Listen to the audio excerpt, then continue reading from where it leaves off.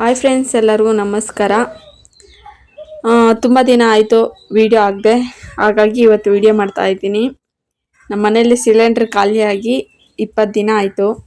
Book ಮಾಡಿದ್ರೂ ಇನ್ನೂ ಬಂದಿಲ್ಲ. 20 ದಿನ ಆಗಿದೆ. ನಿಮ್ಮ ಮನೆಯಲ್ಲೂ ಇದೇ ಸಮಸ್ಯೆನಾ ಹೇಳಿ. ನಮ್ಮದು ಈ ಥರ ಗುಡಿಸ್ಲು ಮನೆ ಆಗಿರೋದ್ರಿಂದ ನಾವು ಒಲೆಯಲ್ಲಿ ಮಾಡ್ಬೋದು. ಕೆಲವರು ಪಾಪ ದೊಡ್ಡ ದೊಡ್ಡ ಮನೆಗಳಾಗಿರ್ತಾರೆ, ಅವರು ಒಲೆಯಲ್ಲಿ ಮಾಡೋಕ್ಕಾಗೋದಿಲ್ಲ. ಅವ್ರ ಪರಿಸ್ಥಿತಿ ಹೆಂಗೋ ಗೊತ್ತಿಲ್ಲ ನೋಡಿ. ನಮ್ಮದು ಈ ಥರ ಗುಡಿಸ್ಲು ಮನೆ ಆಗಿರೋದ್ರಿಂದ ಇಲ್ಲಿ ಒಲೆಗೆ ಆರಾಮಾಗಿ ಮಾಡ್ಬೋದು, ಏನು ತೊಂದರೆ ಇಲ್ಲ. ಆದರೆ ಸೌದೆ ಇರಬೇಕು. ಸೌದೆ ಇದ್ದರೆ ಮಾಡ್ಬೋದು. ಒಲೆಯಲ್ಲಿ ಮಾಡೋದ್ರಿಂದ ಆರೋಗ್ಯಕ್ಕೆ ತುಂಬಾ ಒಳ್ಳೆಯದು, ಏನು ತೊಂದರೆ ಆಗೋದಿಲ್ಲ. ಆದರೆ ಪಾತ್ರೆ ಇದ್ದಾವಲ್ಲ, ಪಾತ್ರೆ ಉಜ್ಜೋದೇ ಸ್ವಲ್ಪ ಹಿಂಸೆ ಅಷ್ಟೇ ನೋಡಿ. ಪಾತ್ರೆ ಉಜ್ಜಿ ಕೈಯೆಲ್ಲ ಥರ ಕರ್ರಗಾಗಿದೆ. ಏನು ಮಾಡೋಕ್ಕಾಗಲ್ಲ. ಆರೋಗ್ಯ ಬೇಕಂದರೆ ಸ್ವಲ್ಪ ಕಷ್ಟಪಡಬೇಕು. ನಾವು ಈ ಥರ ಚಪ್ರ ಎಲ್ಲ ಇರೋದ್ರಿಂದ ಈ ಥರ ಒಲೆಯಲ್ಲಿ ಮಾಡ್ತಾ ಇದ್ವಿ. ಹಾಗಾಗಿ ನಾನು ಅಡುಗೆ ವಿಡಿಯೋಸ್ ಏನೂ ಹಾಕ್ತಿಲ್ಲ. ಗ್ಯಾಸ್ ಮತ್ತು ಎಲ್ಲ ಸ್ಟೀಲ್ ಪಾತ್ರೆ ಒಲೆ ಮೇಲೆ ಇಟ್ಟರೆ ಅವೆಲ್ಲ ಕರ್ರಗಾಗ್ತವೆ ಮತ್ತು ಉಜ್ಜೋಕ್ಕಾಗೋದಿಲ್ಲ ಅವು.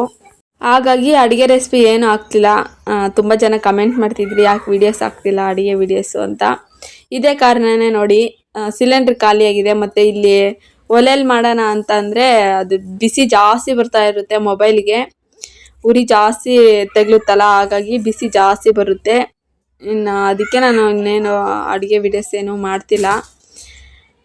ಇಷ್ಟೇ ಫ್ರೆಂಡ್ಸ್, ಇದೇ ಕಾರಣ, ಇನ್ನೇನಿಲ್ಲ. ಗ್ಯಾಸ್ ಖಾಲಿಯಾಗಿ 20 ದಿನ ಆಯಿತು. ಬುಕ್ ಮಾಡಿದ್ವಿ, ಇನ್ನೂ ಬಂದಿಲ್ಲ ನೋಡಿ. ಈ ಥರ ಮಾಡ್ತಾ ಇದ್ವಿ. ಎಲ್ಲರದು ಇದೇ ಪರಿಸ್ಥಿತಿನೋ ಇಲ್ಲ ಅಂತಂದರೆ ನಮ್ಮದೇ ಈಗೇನೋ ಗೊತ್ತಿಲ್ಲ.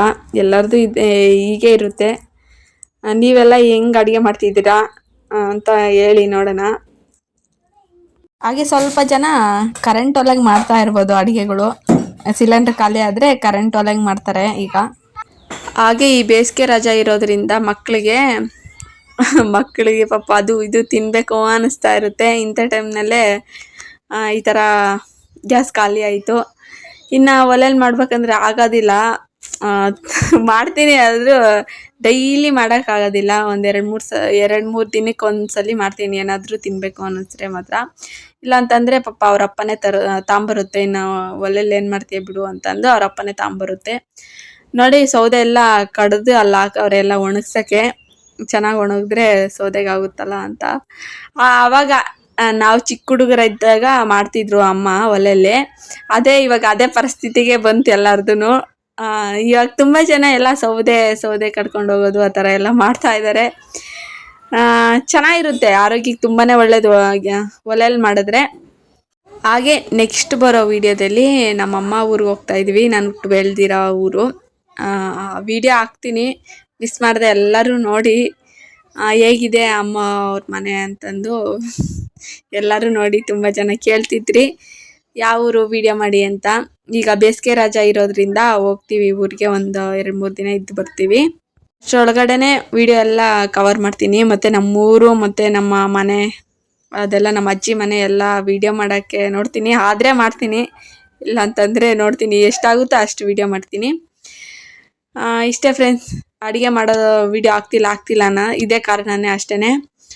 ಈ ವಿಡಿಯೋ ಹೇಗೆ ಅನ್ನಿಸ್ತು ಅಂತ ಮರಿದೇ ಕಮೆಂಟ್ ಮಾಡಿ. ಯಾರಾದರೂ ನಮ್ಮ ಚಾನಲ್ ಹೊಸ ನೋಡ್ತಿದ್ರೆ ಪ್ಲೀಸ್ ಸಬ್ಸ್ಕ್ರೈಬ್ ಮಾಡ್ಕೊಳ್ಳಿ. ಹಾಗೆ ಪಕ್ಕದಲ್ಲಿರುವ ಬೆಲ್ಲೈಕನ್ನ ಕ್ಲಿಕ್ ಮಾಡಿ ಹಾಲ್ ಅಂತ ಆಪ್ಷನ್ ಕೊಡಿ. ಹಾಗೆ ನೀವು ಸೌದೆ ಒಲೆಯಲ್ಲಿ ಅಡುಗೆ ಮಾಡ್ತಾಯಿದ್ರೆ ಕಮೆಂಟ್ ಮಾಡಿ ನೋಡೋಣ ಎಷ್ಟು ಜನ ಸೌದೆ ಒಲೆಯಲ್ಲಿ ಅಡುಗೆ ಮಾಡ್ತಿದ್ದೀರಾ ಅಂತ. ನಾಳೆ ಮತ್ತೊಂದು ವಿಡಿಯೋ ಜೊತೆ ಸಿಗೋಣ ಫ್ರೆಂಡ್ಸ್. ಬಾಯ್.